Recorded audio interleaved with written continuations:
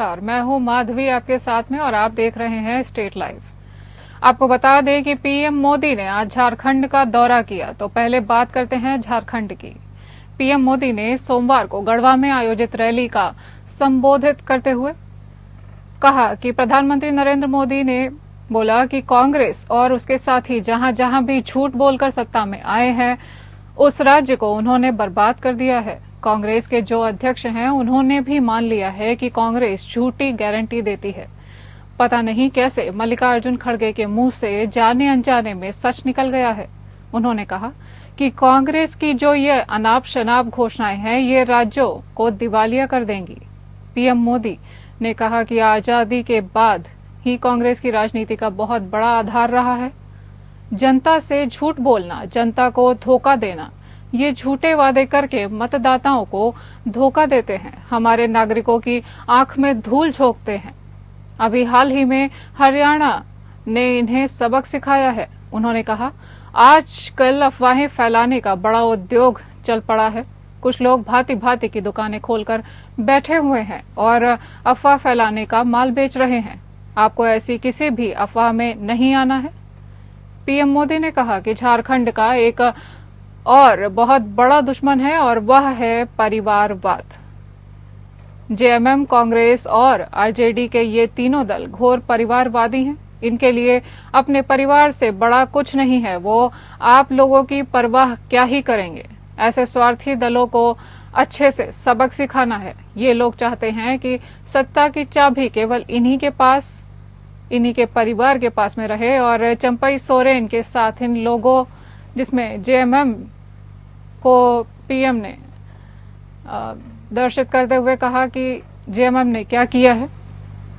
इन लोगों ने एक आदिवासी बेटे को अपमानित करने में कोई कसर नहीं छोड़ी।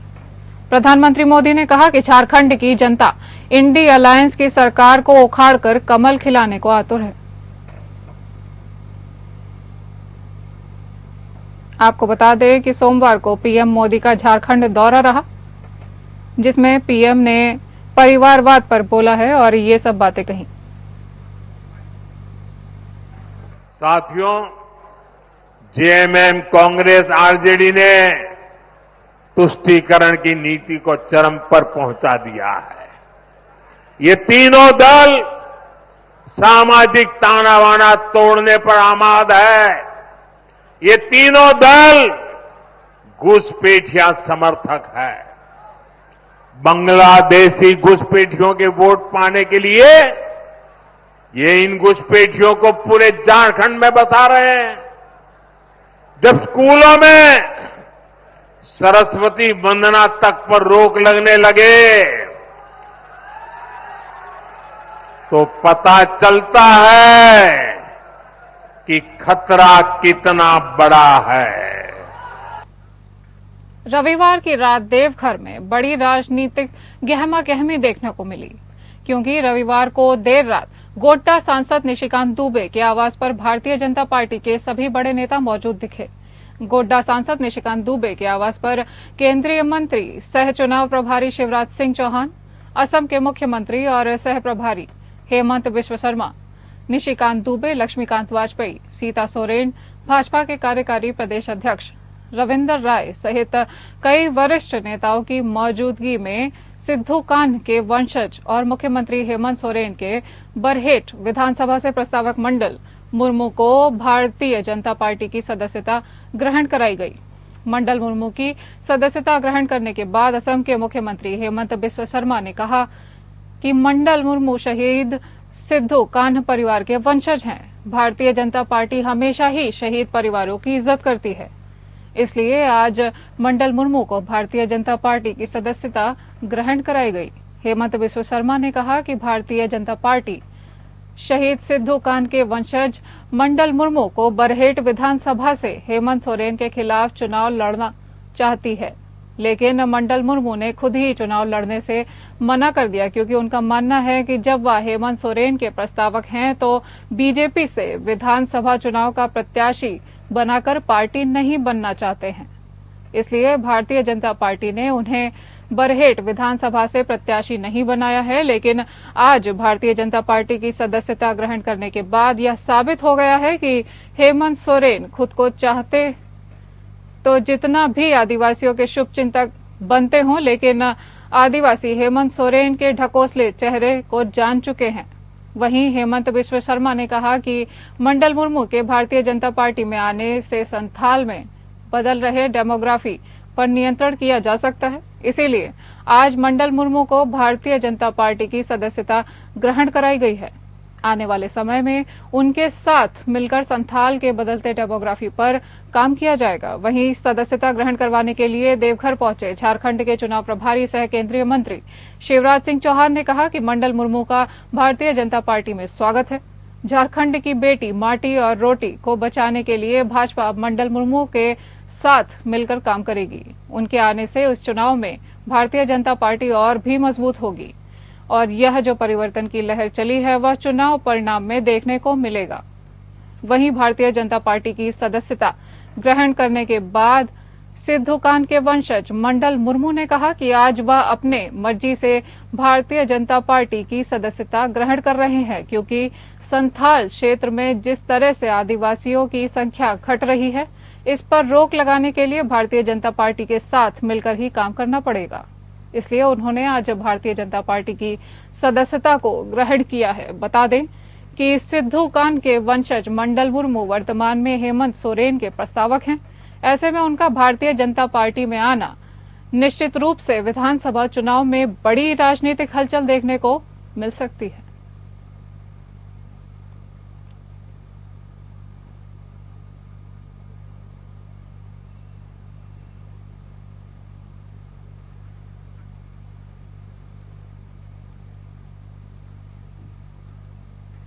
झारखंड विधानसभा चुनाव को लेकर बोकारो विधानसभा में महागठबंधन के नेता आपस में समन्वय स्थापित कर बोकारो विधानसभा से कांग्रेस उम्मीदवार श्वेता सिंह को जीत दिलाने के उद्देश्य से श्वेता सिंह के आवासीय कार्यालय में महागठबंधन के नेताओं की एक महत्वपूर्ण बैठक की गई, जिसमें आपसी समन्वय बनाकर बोकारो सहित 4 विधानसभा क्षेत्र में महागठबंधन के उम्मीदवारों को जिताने का संकल्प लिया गया। बैठक में कांग्रेस, झारखंड मुक्ति मोर्चा, राजद और माले के नेता मौजूद रहे। मीडिया से बात करते हुए झारखंड मुक्ति मोर्चा के जिला अध्यक्ष हीरालाल मांझी ने कहा कि हमारी हेमंत सोरेन की सरकार ने जो महिलाओं को सम्मान देने का काम किया है, उस सम्मान को लेकर हम जनता के बीच जा रहे हैं। झारखंड सहित बोकारो जिले के 4.5 विधानसभा क्षेत्र में हमारी जीत होगी। राष्ट्रीय जनता दल के जिला अध्यक्ष बुद्ध नारायण यादव ने कहा कि हम लोग लालू यादव के सिपाही हैं और इंडिया गठबंधन को जिताने का काम करेंगे। वहीं कांग्रेस उम्मीदवार श्वेता सिंह ने कहा कि आपसी समन्वय बनाकर हम लोग चुनाव लड़ेंगे, सभी मिलकर जनता के बीच जाएंगे और जीत के रास्ते को प्रशस्त करेंगे।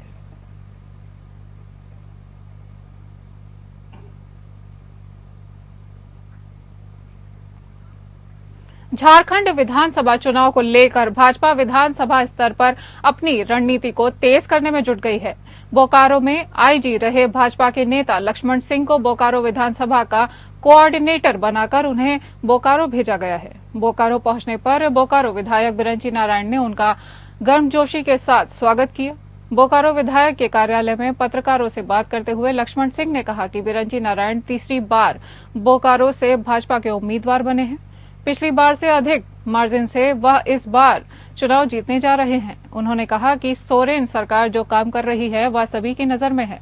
चुनाव के कुछ दिन पहले योजना लाकर लोगों को छलने का काम कर रही है। जब भाजपा की सरकार थी तो नक्सली मांद में घुसने के लिए इधर उधर भागते थे। आज नक्सली सीना तान कर खड़े हैं। यही इस सरकार की उपलब्धि है।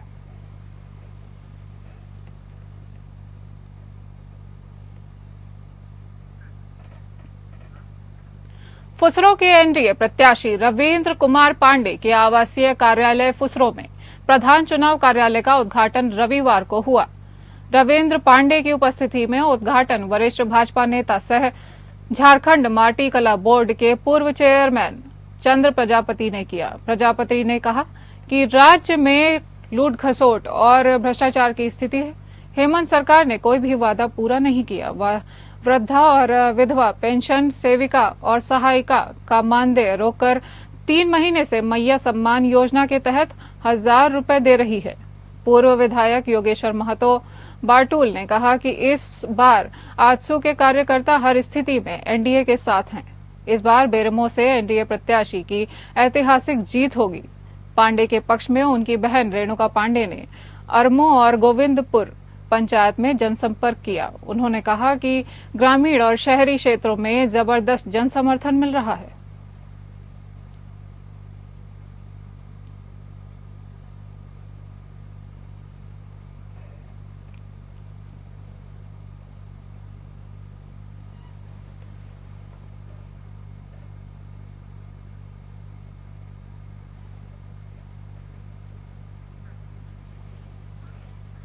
बेरमो विधानसभा चुनाव को लेकर कांग्रेस प्रत्याशी कुमार जयमंगल उर्फ अनूप सिंह लगातार विभिन्न पंचायतों में जनसंवाद कर रहे हैं। संवाद के दौरान कुमार जयमंगल सिंह ने कहा कि मैं सभी को हिंदुस्तान का मानता हूं। कांग्रेस, आरजेडी, जेएमएम आदि पार्टियों में कोई रोक नहीं है। वहीं एक तरफ भाजपा है जो धर्म, जाति और माटी में बांटकर जयराम महतो जैसे लोगों को पैदा करते हैं। ये हमारा दुर्भाग्य है कि राजनीति में फायदा उठाने के चक्कर में कुछ ने धर्म में बांटा, कुछ ने जाति में बांटा और कुछ जमीन में बांटने आए हैं। भाजपा अगड़ों और पिछड़ों की राजनीति करती है, SC/ST को टारगेट कर लोगों को भड़काती है। उन्होंने कहा कि हमारी सरकार चिंतित है। भूमिहीन लोगों को भी जाति प्रमाण पत्र बनाना है, लेकिन कुछ अधिकारी हैं जो भारतीय जनता पार्टी के इशारों पर चलते हैं, जिसकी वजह से काम नहीं हो पाता है।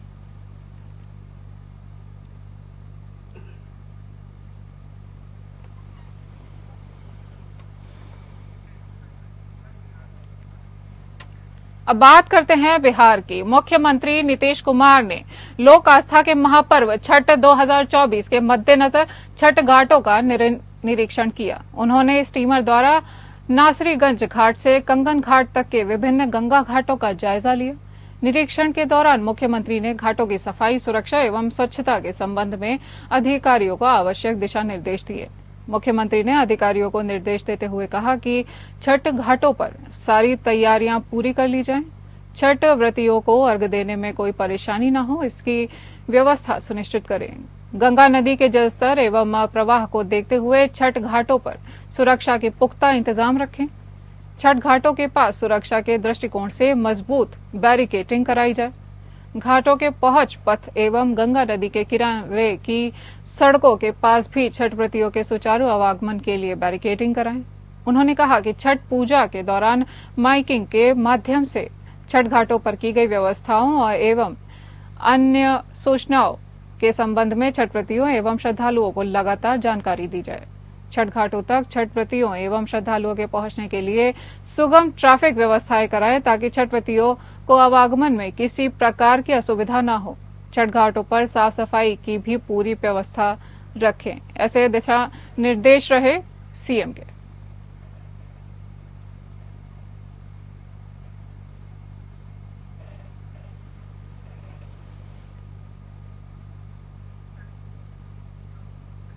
बिहार के उप मुख्यमंत्री और बीजेपी नेता सम्राट चौधरी ने कहा है कि लालू परिवार गलत फहमी में है।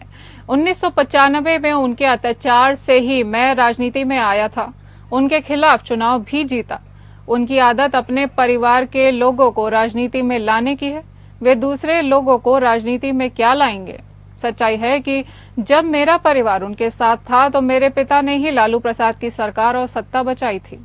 प्रदेश भाजपा कार्यालय में पत्रकारों से बातचीत में उप मुख्यमंत्री ने मीसा भारती के बयान से जुड़े सवाल पर लालू परिवार को कठघरे में खड़ा कर दिया है। उन्होंने कहा कि लालू प्रसाद बिहार में भ्रष्टाचार के लिए जाने जाते हैं। मेरे परिवार के 22 सदस्य जेल में गए। मेरे घर को तोड़ दिया गया। मानव अधिकार आयोग से केस जीता गया और नेता प्रतिपक्ष तेजस्वी यादव की ओर से अपराध बढ़ने का हवाला देने के सवाल पर उप मुख्यमंत्री ने कहा कि बिहार पुलिस और एसटीएफ रोज कार्यवाही कर रही है। इस तरह का आरोप वे लोग लगा रहे हैं जो खुद अपराधियों को संरक्षण देते हैं। राजद का अर्थ ही गुंडागर्दी है। लालू परिवार यह नहीं कहता कि 15 साल में उन्होंने क्या किया। वे नीतीश कुमार के कामकाज पर सवाल उठा रहे हैं। जिन्होंने कभी काम नहीं किया, वे विकास पर क्या बात करेंगे।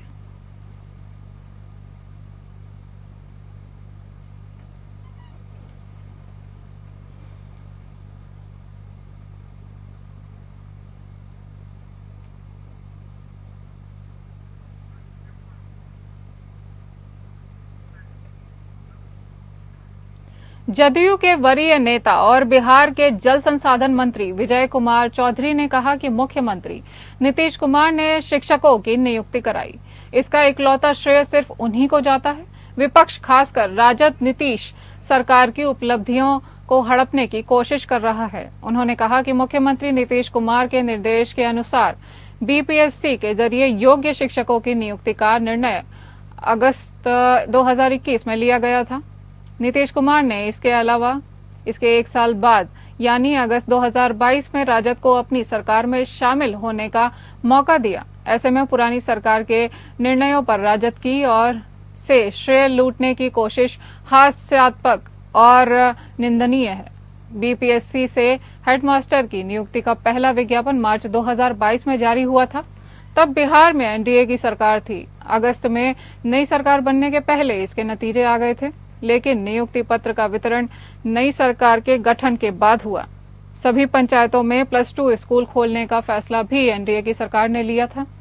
एक सवाल के जवाब में विजय चौधरी ने कहा कि विपक्ष के पास जनता को बताने लायक अपना कोई काम नहीं है। चूंकि वह हमारी उपलब्धियों को नकारने की हिम्मत नहीं कर सकते हैं, इसलिए घुसपैठ करके श्रेय लेने की कोशिश में है।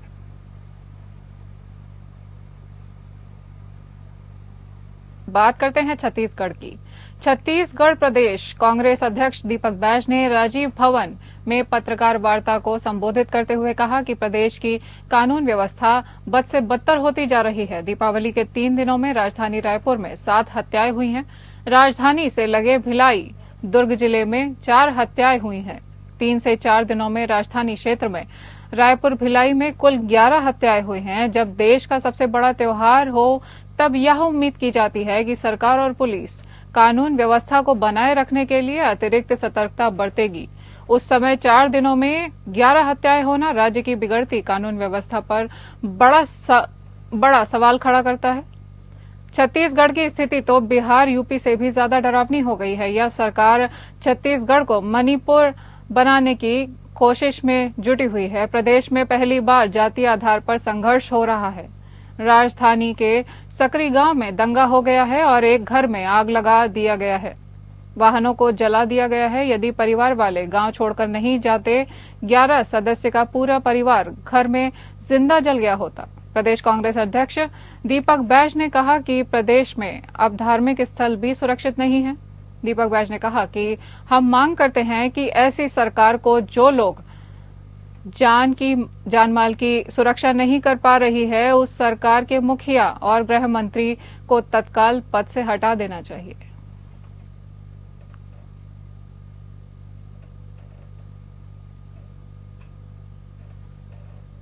आपको बता दें कि दीपक बैज ने मांग की है कि जो सरकार लोगों के जान माल की सुरक्षा नहीं कर पा रही है, उस सरकार के मुखिया और गृह मंत्री को तत्काल पद से हटा देना चाहिए।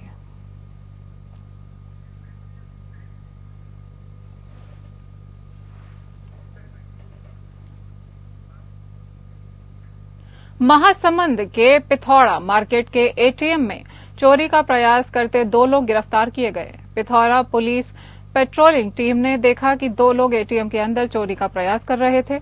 इसके बाद इन 2 संदिग्धों को पुलिस ने पकड़ लिया। अब मामले की जांच में जुटी हुई है पिथौरागढ़ पुलिस। एटीएम बूथ में लगे सीसीटीवी के फुटेज से ही मामले का खुलासा होने की संभावना है।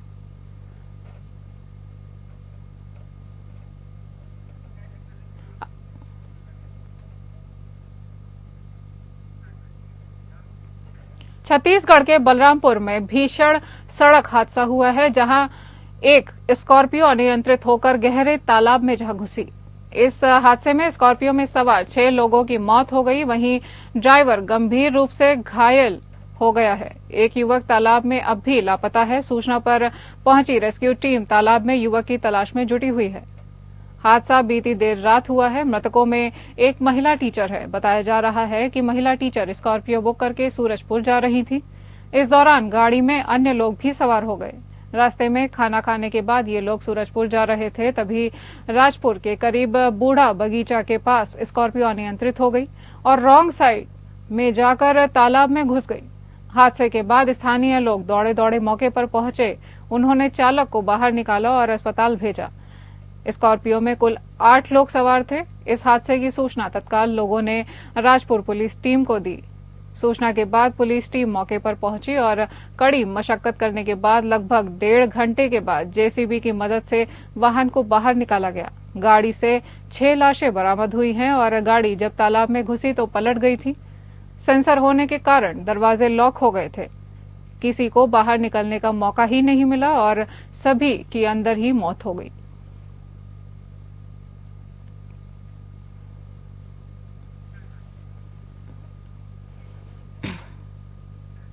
जांजगीर चंपा जिले में मासूम बच्चे जान का जोखिम लेकर जर्जर भवन में पढ़ने को मजबूर हैं। जिले में 296 स्कूल के भवन जर्जर हो चुके हैं। जर्जर स्कूल के भवनों की दीवारों में दरार आ गई है और छत से भी सरिया झांक रहा है। इसके अलावा भी कई स्कूल ऐसे हैं जो सरकारी रिकॉर्ड में जर्जर तो नहीं है, लेकिन इनकी स्थिति काफी खराब है। अभी बरसात में कई स्कूल भवनों की छत का प्लास्टर भी गिर चुका है। इससे बच्चे हादसे का शिकार हो चुके हैं। इधर जिले में 16 स्कूल ऐसे भी हैं जो भवन विहीन है। इन स्कूलों का संचालन दूसरे स्कूल के भवन में किसी तरह जुगाड़ कर किया जा रहा है। जर्जर और भवन विहीन स्कूल अर्थव्यवस्था के बीच दूसरे स्कूल के भवन में जैसे तैसे संचालित हो रहे हैं। शिक्षक बताते हैं कि भवन की कमी के चलते बच्चों को मवेशियों की तरह एक ही जगह बैठाकर पढ़ाया जा रहा है। विभागीय अधिकारियों को बार बार पत्राचार करने के बाद भी समस्या का समाधान नहीं हो पा रहा है।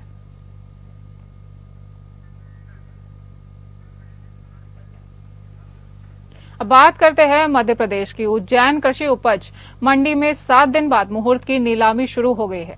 उज्जैन की चिमनगंज कृषि उपज मंडी 7 दिन के अवकाश के बाद सोमवार को फिर से शुरू हो गई।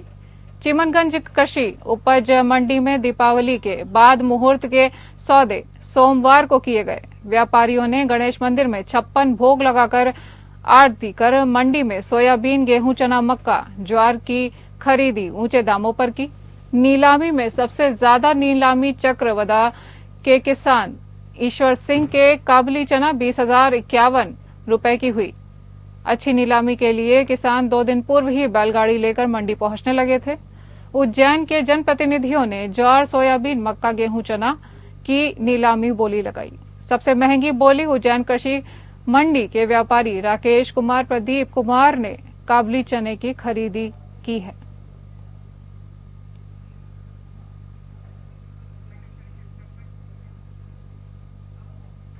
इस बुलेटिन में मेरे साथ इतना ही। नमस्कार।